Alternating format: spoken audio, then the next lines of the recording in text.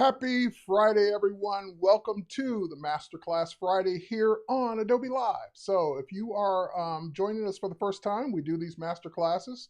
When I say we, I mean the evangelism team does these masterclasses every Friday, as long as we're not off work, every Friday throughout the day. So you'll see Photoshop, photography, graphic design, motion and audio by Jason Levine. You'll see XD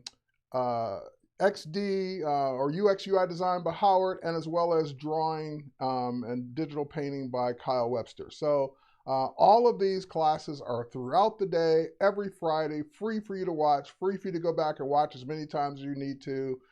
So even if you don't make it live, even if you're watching this on the replay, you can still go back and watch those other episodes. So thanks for joining me live. I see a bunch of people already in the chat, and thanks for watching the replay if you're watching the replay. So I also want to welcome officially to the Adobe team, Tim Mobist is in the chat. He's been moderating, he's been a guest, he's been a host, he's been doing all these things, and now he's officially an Adobe employee. So welcome, Tim. And I see a bunch of folks already there in the chat as well. James, Christine, Victoria, Andres, Craig, welcome everybody. Glad you're here. And today is one of my favorite topics. I do this topic once every month or so. Like I went back and looked. I didn't do it in March, so the last time I did it was in February. But so it was time to do it again, and that's how I would edit your photos. So these are user submitted photos. None of these are mine.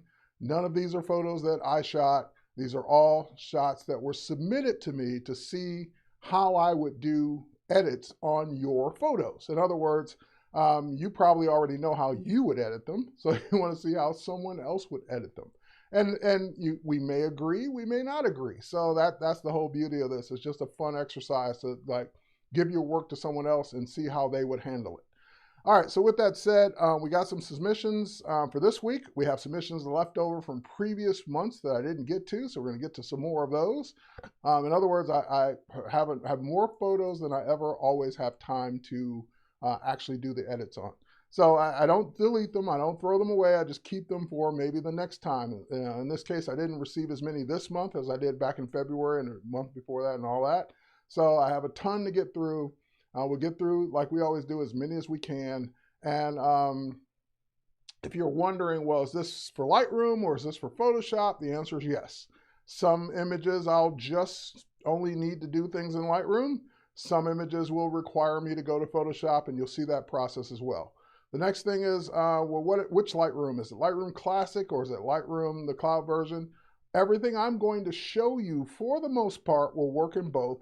I'm going to be primarily in Lightroom Classic, but if you got a question on Lightroom or Lightroom on your mobile device, I'll be happy to answer those too. Speaking of questions, if you're watching this on my YouTube or on Facebook or somewhere else, and you want to participate in the chat and ask those questions, because I can't watch all the chats at the same time, head over to b.net/Adobe Live, and that's where the questions will be answered. That's where the chat I'll be looking. So if there's hey, I can't find the link for submissions. If you're watching it at this point, that link's expired anyway. So I don't get submissions live during, because then I can't review your submissions and then edit them at the same time. So usually the submission deadline is the night before. So the submissions they were cut off last night, and I advertise it a week in advance, usually on my social media. So if you, or actually it's usually in the description of this broadcast as well. So it's too late to submit for today, but again, when I do this topic next time, just stay on the lookout, follow me on social. I announce well in advance, and you can submit as many photos as you want. I won't get to all your photos if you submit more than one, but I'll certainly try and pick as many as I can from different people and get them edited. All right, or just show you what I would do. So with that said, let's get to it. Let's get to the editing. And let's get to the submissions that, again, some from this week, some from last time, some from the time before that, so forth and so on, all the way back, because I never get through all of them. But let's go ahead and do it. All right. So I'm in a Lightroom catalog, and I actually decided, because one of the times I got an image that was actually something was physically wrong with the file. So it corrupted, the file was corrupted, it was giving me problems. I said, Never am I importing your images in my personal catalog again, and there's no reason for me to. So I created a brand new catalog that I'll just use for this process, and that way my photos aren't in it. It's only the photos that were submitted, and I can just manage them that way. So I've got two collections. I've got the collection for done editing, and these are all the edits we've done in the past. So these, you might recognize some of these from past sessions. And then I've got the to be edited collection, which are images yet to be collected or yet to be edited. And you can see there's still quite a few, and we won't get through all of these today. We won't even get close. But we'll just keep going. We'll keep piling through them. Just keep watching. And hopefully I will eventually get to your image if I don't get to it the same week you submitted it. All right, so with this one, now Paul, Paul, is it Thero? Hopefully I'm saying that correctly. Paul submitted like 5 images. So I won't get through all of his because, it's not fair to just, work through one person's images all day. But I will do a few of these because there are some interesting edits I can do. So this first one just looks like, maybe street photography, and I'm not sure the significance of this object, but there are some things I would do to this photo. It's a nice, beautiful day. The light looks good, but there are some things that I would do. So first and foremost, there's some, it looks like graffiti on this. And if this is important to you, then you would leave it. But I don't know that it's important, so I'm going to go ahead and remove it. And then also I'm not sure if this is meant to be here or not, because I don't know what the object is. So I don't know if this is wire or this cable is meant to be here. But for me, that's a distraction, so I will remove it. Also, you'll notice that behind it, these look like signs on the wall. They're a shallow depth of field, so you can't read them. They're not too distracting. But if you didn't want those signs there, then we would take a look at how to remove those. So let's get to this particular edit. Now, Paul, and it's Bakili. And again, if I'm pronouncing your name wrong, I apologize, but it looks like Paul Bakili submitted these photos in JPEG. And that gives me an opportunity because I would say that the vast majority of images people submitted were in RAW, and I didn't get to show you like the JPEG workflow. So let's get to the JPEG workflow, and I will show you. It's slightly different, but not hugely different. So first and foremost, if I can do things in Lightroom, I go ahead and do them in Lightroom, no matter what. Because even if I'm going to go to Photoshop, I do as much to the original photo in Lightroom as I can, because Lightroom is non-destructive, whether it's working with a JPEG or RAW file, TIFF, or whatever. So I would head over to the develop module. Now again, this one looks pretty clean from a standpoint of the photography. There's not a whole lot I need to do to this, but I would go in and do some things. Now, one of the first things you know that I normally do is switch to a raw profile based on what the scene is. Since this is not a raw image, I want to point out when people say, hey, I went to the profile pop-up and I didn't see landscape or vivid or portrait. And it's because I don't see them either, because this is not a raw file. This is a JPEG. So just to point out, when you go to this profile pop-up and you're not seeing all the ones I normally pick, just like I'm not seeing them now, that's because you're not on a raw file. It's a broken pot or craft object. Okay, all right, so we'll go with that description. Now, before I even go any further there, let's go down to lens correction. And I usually just check to see if there's a lens correction that I can do. And again, this one's missing the EXIF data of what it was shot with, so it's not even detecting a lens profile to use, which is fine. I just always go check that just to see.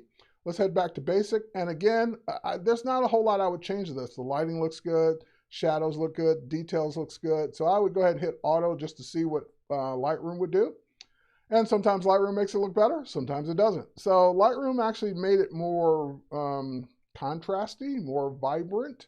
So like, for example, I noticed it upped the vibrance to 0.7 or +7, and it dropped the saturation -1. So I'm just going to reset the saturation back down. I'm also going to reset the vibrance back down because I don't think it needed that. I can also see there's some shadow clipping. So if I hover over the histogram, that triangle in the upper left corner is white. letting me know that there are some shadows that are being completely filled in. When I hover over that white triangle, it shows me in blue on the image the areas that are being completely filled in. So if I want, like, I don't mind it on the stuff in the background that's out of focus. I don't mind it on the cable I'm going to remove, but I do mind it on the pot itself, or the pottery itself down here in the bottom right-hand corner. I don't like that that's being filled in. So I could just simply drag in this area on the histogram. This is the blacks area. You have the shadows, exposure, highlights, and whites. If I just drag it in this section, you notice when you hover over it, you get a double arrow left and right. You can drag it to the right to increase the blacks. So when I hover over the I moved it all the way over to 100, so as far as I can go. Now it's 100. When I hover, it still didn't remove it all, but it got rid of most of it. So I would say I'm in good shape because, again, I don't mind the black cable that I'm going to remove anyway. It's more that I didn't want these areas on the pottery itself to be filled in. Okay, so, and you're saying, well, why can't you move it any further? Because that's as much as it can recover. 100 is 100. That's it. It can't recover anymore. Now, there's tricks to duplicate it and do it again and all that, but like I said, it's not enough for me to worry about at this point. Okay, everything else. Now, the only other thing I would look at is I would zoom in and look at the focus of the image, and I would say, okay, since this is not a person, can we bump up the texture to make it even sharper? And again, we don't want to go too far. That's negative texture. That's positive texture. That's going too far because it's starting to change the colors. I would say right about there, somewhere in the middle, just to bump up the texture around the edges especially. And again, you don't want to start increasing the texture so much so it damages the sky. So let me pull back and let me look at the sky, and I can start to see artifacts in the sky. So that lets me know I can't add too much texture, at least to the overall image. I could always come in with an adjustment brush, for example, grab my adjustment brush, switch to texture, increase the texture, and then I can paint on the object itself, and that way I'm not affecting the sky. I'm only affecting the pottery or whatever this is, and I'm not affecting anything that I don't want to be overdone. So now this way, because I'm painting directly on the object itself, I can bump up the texture and not affect the sky at all because I didn't paint the sky. So that's another way to get around a global adjustment that's maybe doing adverse things to parts of the image, but you still like what it's doing to other parts of the image. So you can use your adjustment brush to just paint it over the areas you want. Okay, so now I put the adjustment brush away. Just click on it again to put it back. I can zoom back in on my image. My sky is the same because I didn't do anything to the sky, and away we go.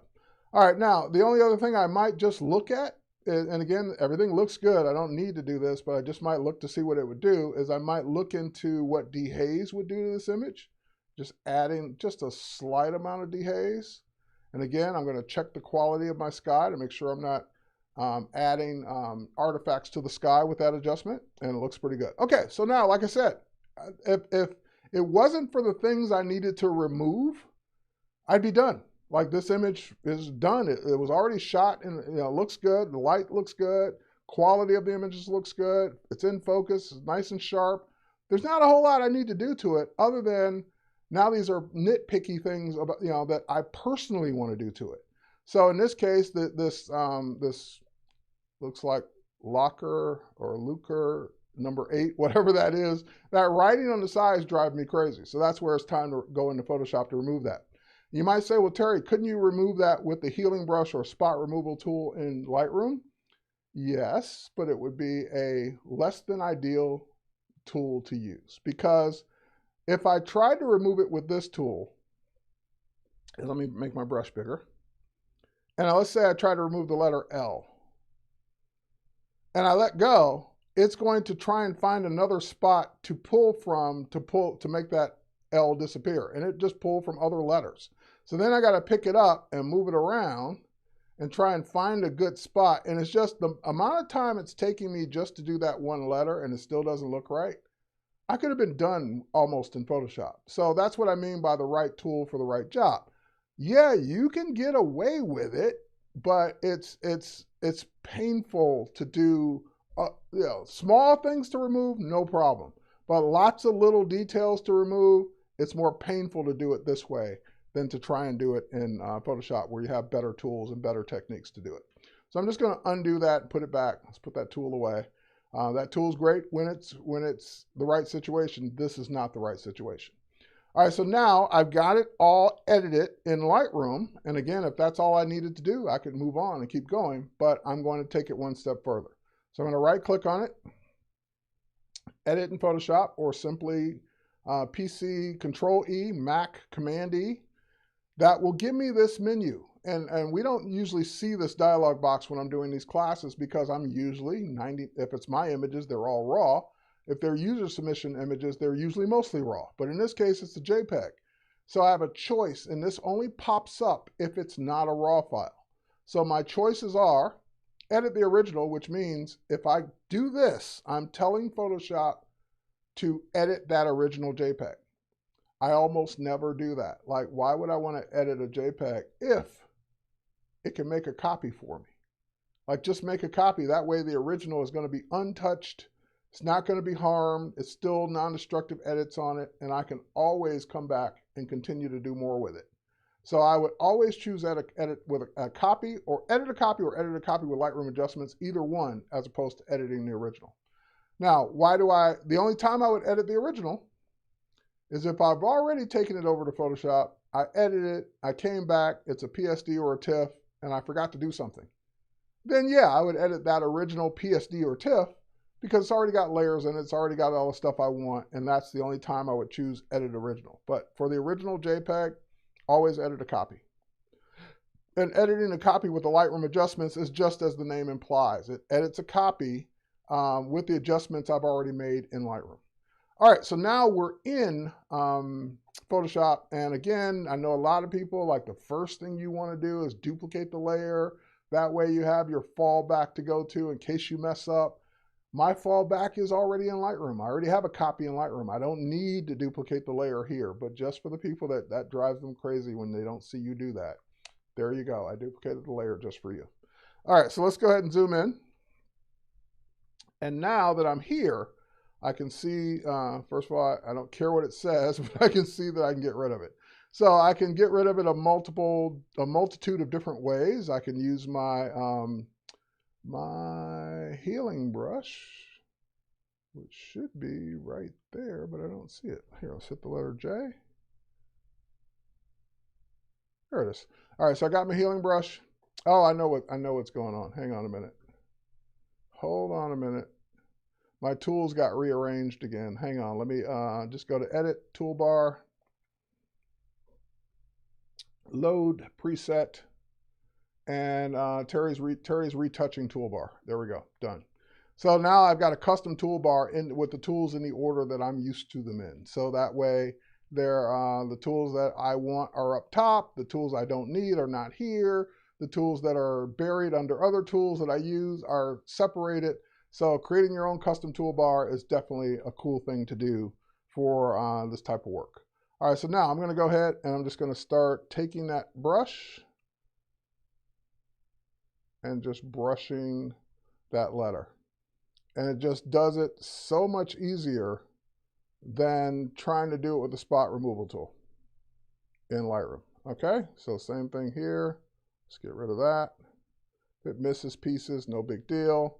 And for those of you who are asking or about to ask, yes, I am doing this on screen with my Wacom Cintiq 16-inch.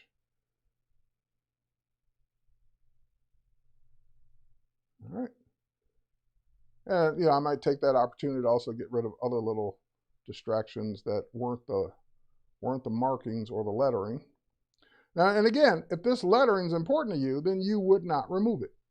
I'm only removing it because I don't think it's important, but if it is, you by all means keep it. Okay, so again, little cracks or marks. Let's get rid of those. And now we got this, looks like a cable or a piece of rope or something coming down here. I don't know what this is, but I'm going to do my best to remove it. Now, that removal spot did not work well. I'm going to go back and fix that, but let me go ahead and get it out of some of these other places.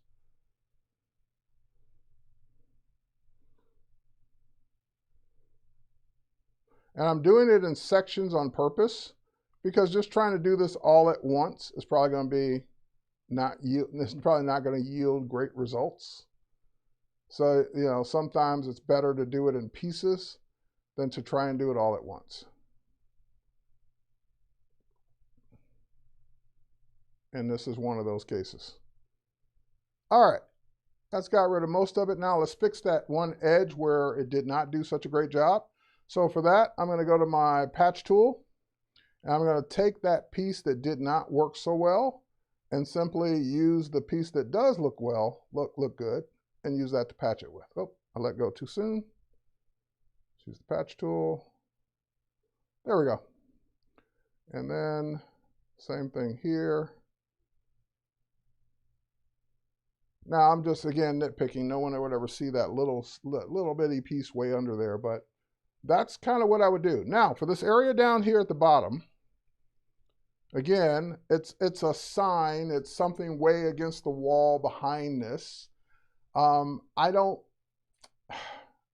know, it's more of it's bugging me because I can see it. It's not that it's really that bad in the photo. It's in the background. It's out of focus. You can't read it. It's not really distracting you that much, but it's distracting me enough. So what I'm going to do is, now I can do this a couple of different ways. This is I could patch it all out, but in this case, it's probably easier to clone it out because you have enough of this, whatever this is above it, to use as your clone to get rid of it. So here's what I'm going to do. I'm going to, let's see if I can use my object selection tool to select it as an object first. All right, I got it in a lasso. Let's make it a rectangle. I'm just going to use my rectangular object selection tool to see if that will select it for me. And it did. Okay, so now that I've got that selected, I'm just going to go in, because now I'm telling Photoshop to confine my whatever I'm about to do to that area. So it will not do anything outside of this area. It will only work in that area. So now I can go to my clone stamp tool. I'll hit the letter S, and I've got it set to normal, 100% opacity, clone stamp. I'm going to make my brush bigger because it can be. I'm going to start, I'm going to start at the top here. Oh, still want to see the bottom though. There we go. Start at the top there, and then I'll just start holding on my Option or Alt key, click, and then I can start cloning that in. And see, like it got that part up there because the brush went up there.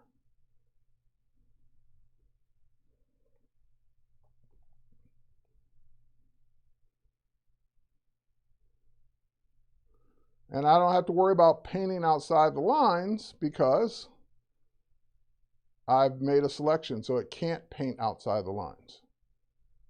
There we go. All right, so now if I deselect that, I'm probably going to see an edge, which I do, and that's okay. I'll fix that edge in a minute. But now let's get the other side. So same thing. We use the object selection tool. Make a selection around this object. And Photoshop does a really good job of saying, oh, okay, you want that? No problem, I got it. Actually, before we do that, hang on. Let's help ourselves out a little bit. Let's fix this edge first, because then that'll give us more area to clone from. So I'm just going to use the patch tool and just patch that area, that little mark, to be better. All right, so now that I got that, I got this whole space to work with when I want to patch clone from. That's the word I'm looking for. And I'm just kind of making it not look so repeating. All right. Now, and by the way, if you're looking at this controller down here, this is the Loop Deck. This is their older model. I'm more of a fan of their older model than their newer model. And by the way, it is cleaning, so ignore all the dust. But this one specifically for Lightroom. So all of these controls are contrast, clarity, exposure, shadows, blacks, whites, highlights, vibrance, saturation, white balance. You have knobs for everything. You have your star ratings as buttons. You have your just everything that you would ever configure in a develop module on a keyboard so you can quickly get to it. So if I'm doing a lot of editing to a group of images, this keyboard comes in really handy. All right, so now that I got that, let's go ahead and go to my clone stamp again. Hold down my Option or Alt, start over there, because now I've got plenty of room to finish filling this in. And again, just keep in mind, this is the wall in the background. No one's really gonna really pay a lot of attention to that once you're done. So we'll make it look as good as we can, but I'm not gonna spend a ton of time on this because it is literally just a background element.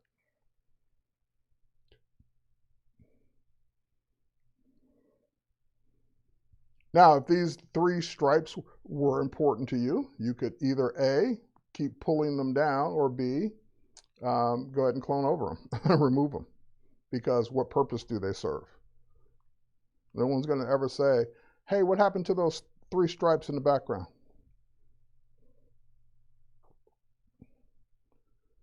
And that's the thing that we get caught up on as photographers, and especially in retouchers, trying to make the scene look like it looked when you were there. But again, just having that sign or those signs gone makes me really focus on the pottery. See how much of a distraction that used to be here now that I got my before and after layer? That's where we came from. And again, it was okay. There was nothing wrong with it photographically. But now you got something that actually makes people look at the main subject. And that's why I'm really strong on removing distractions, just taking things out of it that take people's mind or attention away from whatever it is you're trying to look at. Okay, so with that said, we can save this one now. We can close it once it finishes saving. And close it and head back to Lightroom, and there it is. It puts it right next to the original. So that's why I said I don't ever worry about having to duplicate the layer, because I already have the original anyway if I ever mess up and need to get back to it. So here's our original, the original JPEG that we edited in Lightroom, and here's the finished one that makes it look like, oh man, that's cool. I really want to focus on that pottery. Okay, so let's keep going. Now, I'm going to assume this is Paul kind of showing off with his lady friend here. I'm not going to say girlfriend. I don't know if that's another relationship. I don't know Paul. But anyway, let's go ahead and make this better. So again, this is mainly about the main subjects look great. It's mainly about distractions we don't need. So, and also, I don't know if the street's tilted or the building is tilted. Like, the image looks tilted overall. And the color is off a little bit as well. So let's go ahead and go to develop. And again, I'm going to assume that if I go to lens correction, it's probably not going to correct this one either because it's from the same person. Nope, it did. Oh, it did pick up the profile that time. So see what it did here? So this one actually has the EXIF data in it. That's why we don't assume. We go try it anyway. Now look at up here at this top awning above the door here. Watch what happens when I turn that profile correction on. See how it just jumps out at you a little bit? And what that's doing is it's taking the overall image and taking the curvature out of it. So it's flattening the image and presenting it to you. So that way, it detected what camera and lens he shot this with. So he shot it with a Canon something and a Canon lens something. But whatever it was, it detected that combination and says, oh, I know how to fix that. And it's taking whatever bowing, vignetting, or anything away from the edges, just like that. Okay, so now that we got that done, same thing. Now this case, I'm seeing a warning on the highlights, but again, I haven't hit auto yet. So let's go back to basic. And we don't have raw profiles because it's a JPEG, so I skipped that part. And we just go ahead and click auto tone, because I just always do an auto tone just to see what I'm going to get. Now that filled in some of the shadows, but I don't see any blue, so it's like filled in areas I can't even see with my naked eye. And I don't see any real highlight damage here, so I'm not going to worry about these triangles turning white. I could pull them in a little bit to where they go away just in case, but that's what happens when you fixed it. The triangles go dark. That means that you've fixed whatever the problems was just by dragging over the whites and dragging over the blacks, and the triangles go away. That lets you know you got it right. Okay, now the problem I have with this particular photo is great couple, nice energy. She's looking at him. He's smiling like, yeah, go me. This all looks great, but you got all this other stuff that has nothing to do with this great moment. So great mood being spoiled by the surrounding. Like, do we really need to see that awning? Do we need to see as much of that door? Do we need to see the sign that's over here on the wall? Do we need to see all that stuff? And the answer is no. So first thing I'm going to do is what's driving me crazy the most is the image just feels tilted. The street just may be that way, but it feels tilted. So I'm going to go into my crop tool, and I can see. I'm just trying to decide what I want to align this on. Let's use the car. So I'm going to go ahead and grab my angle tool. And I'm just going to drag along the edge of the car and say that this should be straight. And then when I let go, it does straighten it out. All right, so now that we're here, now that we're in the crop tool, we might as well finish cropping, because that straightened the image more. That definitely got rid of that tilt that was driving me crazy. But it also gives us the opportunity to crop this image down to reveal more of our subjects. So in this case, I think they're more important than this background. Maybe the background is sentimental to them. Maybe that's his car, her car. I don't know. But I'm the one editing this, and I don't know the backstory, so I'm just trying to give you a better photo. If that stuff's important, don't crop it. It's not important to me. So since I don't know the backstory, it's going to go. So I'm going to set my crop preset to a 4x5, 8x10. Why? Because in the world of 2020, 2021, we're a lot of times posting things to Instagram. And when you post a portrait, not a landscape, a portrait to Instagram, it automatically crops it to 4x5, 8x10. Even if you click the little double arrows to make it bigger, like it crops to a square if you don't do anything. But if you click the little double arrows to say, show me all my image, it still won't show you all your image if it's bigger or the aspect ratio is taller than a 4x5, 8x10. So I've just gotten in the habit of shooting back more to get more background so that I'm not cropping my subject. And once I've got that extra background, like I do in this case, then I go ahead and set it to 4x5, 8x10, and that way I can move my subject into that 4x5, 8x10 and not lose their feet or their top of their hair or anything like that. That way I can keep it the way I want. Christine says, thank you, Terry. I'm forever trying to decide what crop dimension to use. Yeah, portrait, 4x5, 8x10, you can't go wrong because that works everywhere. Like there's no scenario where that doesn't work. And if it does crop part of your subject, then that's definitely a chance to go to Photoshop and maybe use content aware fill in the crop to kind of keep it cropped, but not crop away important parts. Okay, so now that I've got that, now I got the right aspect ratio. That doesn't mean I can't come in more, but there's no need to, because I can't come in enough to get rid of that sign and keep my subject. So I'm just going to keep the sign out. Again, that's a chance to go into Photoshop because I don't care about any of this stuff in the background, so why have it there? All right, so let's go ahead and click OK on that crop. So now we got our subject. They look closer. They look, it's more interesting because you're looking at them. Now, wait, let's go back to the crop one more time.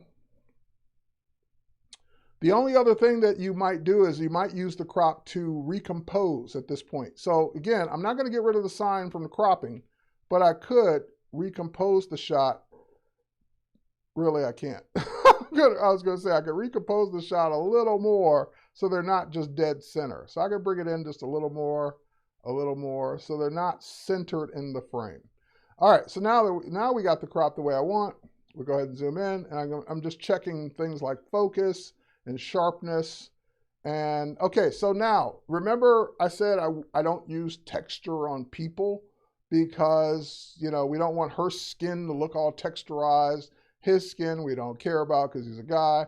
But we don't want to adversely affect our subjects that have soft skin, like babies, female, whatever. We don't want that to be affected by texture, but that doesn't mean we can't sharpen the image. So if I go to detail, there is no automatic sharpening done to JPEGs. If you were in a RAW file, you would notice the sharpening number had moved over to 40. And that's because the minute you bring a RAW file in, it sharpens it automatically. So since JPEGs don't get sharpened automatically, I'm going to use a preset to sharpen for people. And you might say, well, or faces. You might say, well, Terry, I don't have that in Lightroom Classic. How did you get that Sharpen Faces preset? Now I'm going to give you the secret of the day. So Sharpen Faces and Sharpen Scenic were the original sharpening presets for people and everything that's not people. And along the way, the Lightroom team took them away, like they hid them from you because they would prefer you use the new sharpening, none, light, medium, and heavy. And these are fine. There's nothing wrong with these, except for they don't do what Sharpen Faces does. And I'll explain what it does in a minute, and I'll explain why you want this. So I said, oh, no, you don't. I don't care about Sharpen Scenic, but I certainly need my Sharpen Faces. I want that preset back. So how do you get that preset? Well, if I zoom out and you go to, I don't have to go, I don't scroll, but yeah, I do. You go to your preset menu, the little plus sign on the right-hand side here. If you click that, that will give you a Manage Presets option. So when I click Manage Presets, that will give me the ability to turn on Classic General. So all these classic ones got turned off. And I don't care about the other ones because we do have newer ones that are better. I don't care about Classic Black and White, Classic Black and White presets, and Classic Black and White tone, and color presets and effects. I don't care about those, but I did care about Classic General. So I've turned back on the Classic General presets, and here's why. If I were to use their sharpening, sharpen medium, sharpen heavy. Okay, I click sharpen heavy, and what that does is that sharpens everything. His face, his hair, that door, that sign, the car, her face, her teeth, her everything, her jewelry, everything. And that may not be what I want. So let me undo that. Let me turn off Sharpen Heavy. And now watch the difference when I turn on Sharpen Faces. When I turn on Sharpen Faces, the other thing that got enabled was masking. And what masking is designed to do is, oh, look, it's got a nice little logo there we sharpened. But anyway, what masking is designed to do is it's designed to look for faces. So if I hold down my Option or Alt key and click on that, it identified faces. So you can see if I pull it back, it's not sharpening, it's sharpening everything. If I pull it forward, whatever is white gets sharpened. Whatever is black does not get sharpened. So this is why this is great for people, because I don't want her skin sharpened, but I don't mind her hair being sharpened. I don't mind her jewelry being sharpened. I don't mind the other stuff in the scene being sharpened. So this is why I like this preset, because it enables masking by default. And I don't even have to think about it unless I want to adjust the mask. All right, so that's why I love that particular feature. Now, notice it didn't sharpen the background because the background's out of focus. So it knows it's smart enough not to try and sharpen things that weren't the main subject. All right, so anyway, now I got my sharpening done. Now it's time to, again, go get rid of some distraction. I may want to, hang on one second here. I may want to go back and look at color. Skin tones look good. Like, they're the right skin tones, right color. That burgundy it just looks overly warm. And it could just be me. So I might adjust the temperature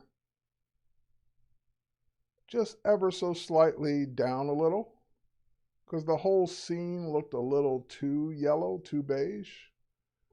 All right, so I just moved the temperature like -4, so just a very slight amount to the left. Okay, so now that we got all of our Lightroom adjustments done, so same thing, Command E or right-click, edit in Photoshop.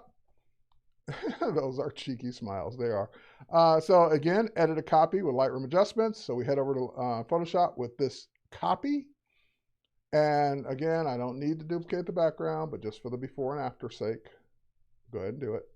All right, so now, again, I head directly for the things that bother me. All right, this has got to go. We don't care what gas station or whatever this says. We don't care anything about this sign whatsoever. Now, I could try and patch it down if I have enough space, which I barely do. Let's try a patch. Actually, that did really good. Okay, let's patch the rest. And now this one's going to be a little harder because it's A, behind him, and B, it's on these slats of this garage door. So let's see, do I have enough door left over here? I think I do. So what I might do is simply grab my rectangular marquee tool and grab a section of this, like so. And then I'll hit Command J on Mac, PC Control J. That will put that little slat on its own layer. And then I'll go ahead and grab my Move tool and move it over. And kind of make the lines match up. Something like that. Maybe a little higher.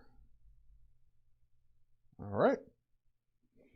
And now what I'm going to do is I'm going to need to put it behind his shoulder, so I can simply add a mask to it. So add a layer mask, grab my paintbrush, and I'm going to paint with bigger strokes. A nice black mask on that part of the image, like so. Now, the edges on this side kind of show out, so I might use a soft brush. Soften that brush to kind of just hide that edge a little. And it's just off because the lines don't line up completely, but just kind of blend those edges in a little bit. There we go. And just blend these edges in some more. Nope, not that much. Just a little bit more.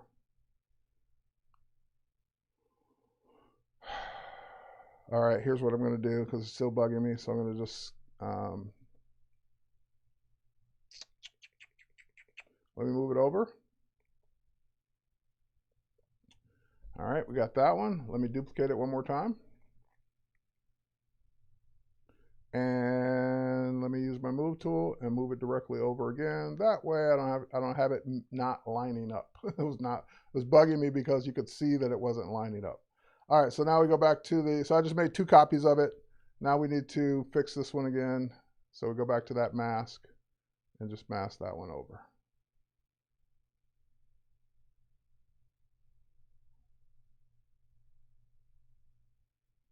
All righty. All right, so yeah. And I might even, okay, here's what I might also do. I might go ahead and merge these layers together and just like clone out some of that rust that's bugging me now. So again, these are just little nitpicky details. Merge those layers. So now it's all one. Zoom back in. Oh, did I hit that wrong key? I did. Zoom back in. And I might just, for the sake of argument, go to my clone stamp tool, option click, and just get rid of that rust by using the same grate. Oh, I brought back in some more of it. Hang on, let me do that again. Whoa, whoa, whoa, whoa, whoa, what did I do? Oh no. There we go. I was in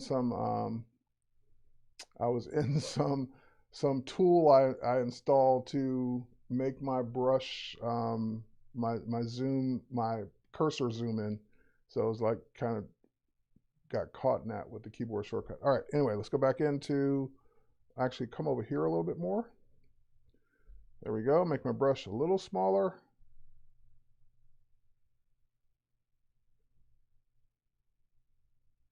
There we go.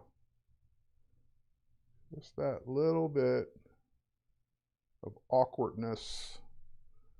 There we go. Now it's not bothering me. Now the one above it's bugging me, but not enough to do anything about it. All right. Anyway, so you could go all the way up. You could fix that one too and just make this whole thing clean. But, you know, and again, it's time. If that's bothering you, by all means, go to it.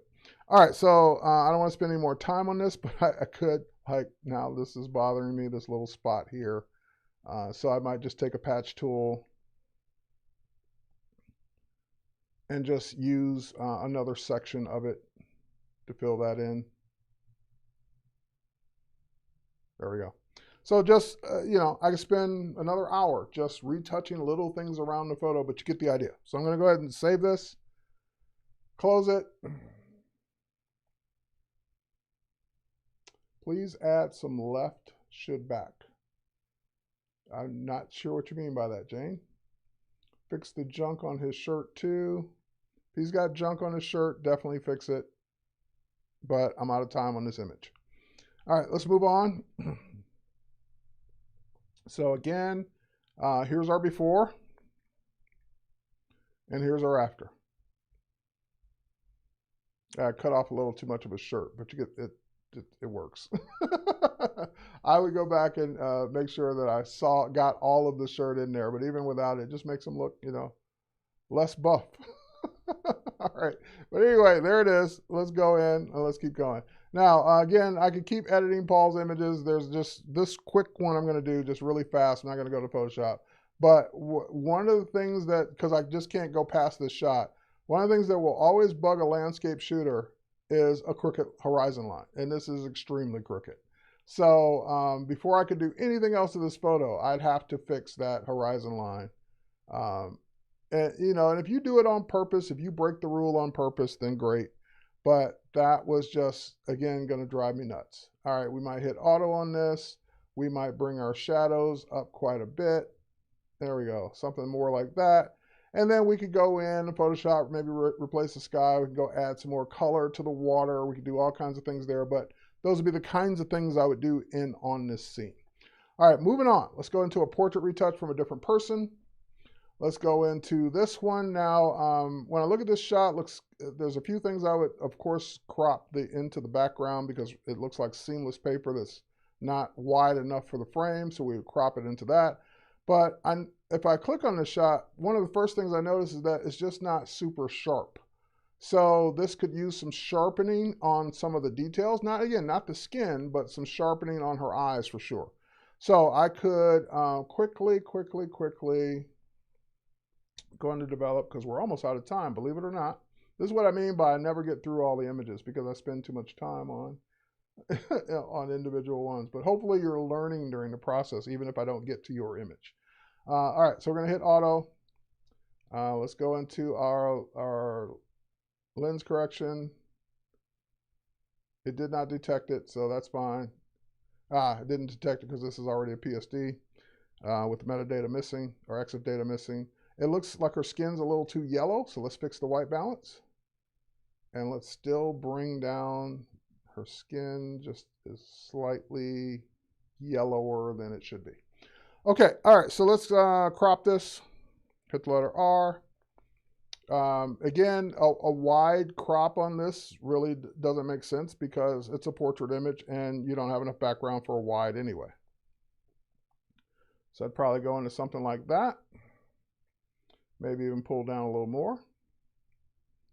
Alrighty. And now that I got my crop out of the way, the only thing I might do is increase the contrast because we're starting to lose some of the blackness of the background. So maybe something to that effect. Okay, so now let's head over to Photoshop. Command E, edit a copy. Even though it's a PSD, I'm just going to edit a copy, so we always have the original. And now I'm going to just take care of some of the things again that were like extremely noticeable right off the bat. Like her eyes look okay now. They didn't look that great in Lightroom, but let's go ahead and just fix them up a little bit more. We're going to use my sharpen tool. You actually have a tool for sharpening on a brush. So I'm just basically sharpening her. Oh, wait. Undo. Duplicate the layer. All right, so now, there we go. Sharpening her eye, maybe even the mouth area here. If she had any jewelry, we'd sharpen that too. And I just see a couple of little blemishes here and there. So let's just quickly use the spot healing brush on anything that's not permanent, like any acne that's temporary, anything that wouldn't be there the next week. Those are the kinds of things I don't mind removing, because why should you be defined by a bad acne day if that's not the way you normally look? Still a little yellowish there, so not sure what lighting was used on this. But anyway, if it's a beauty mark, a birthmark, something like that, then by all means, work with the person, work with the subject to see if that's something they want to keep or not. All right, I see a little hairline there. Let's get rid of some of that. Cool. And under the chin. And I'm not pretending like I'm going to get it all right now, because I only got like 4 minutes left. So you would make sure you get it all. Now, a couple things that are like that none of us really like, even though we probably have, like this double line under her arm. It's just, you know, why emphasize that if we don't have to? So I would probably remove that one little fold there. And I'd probably patch it to do a better job, but just things to look for. Also, again, things we don't notice in real life, like this protrusion from the back of her spine, bone, neck, bone, whatever this is, like her shoulder, is just sticking out more in this side shot than we probably are comfortable with. So that's a perfect opportunity to head over to Liquify. And face aware Liquify is already there. Her face is fine. We don't need to do anything to her face. But I'm going to grab my my warp tool. I'll just make the brush no bigger than the area that I want to warp. I'm just going to push that in just a little bit, just a little, not to overemphasize it. Also, the body parts that are closest to the camera are going to naturally be bigger. They're going to look bigger than they're supposed to. It's like, so this arm looks extremely big because it's right in front of the lens. So I might also just take the opportunity to just bring that arm size. That was probably too much. A little back down to what it probably looks like in real life, because in real life it wouldn't be bigger than the other arm. So let's go ahead and just bring it down to a more normal size for her arm. All right. Okay. So now that we got those out of the way, we can click OK. And again, in my 2 minutes left, what else would I do? Oh, I go ahead and get rid of that mark on her hand too. Got some little mark there. And I don't know. We sharpened it. Oh, we could do my other technique in 2 minutes here. We can use my dodge and burn action. Let's put these in hang on. Let's put these in button mode. Button mode.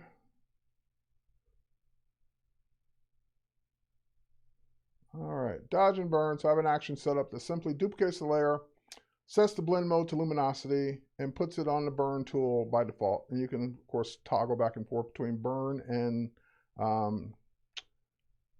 dodge. Took me a second.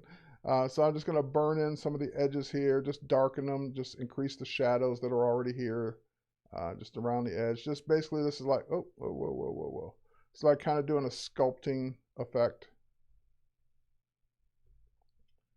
And the yellowness in her, like this area, and this is from the light, this isn't her skin. That's kind of bugging me still. Also with the Liquify, I might have pushed that in a little bit because that just sticks out more than it probably does in real life. And all right, so let's keep sculpting a little bit. Oh, you know what? Let's use my brush. That would be better.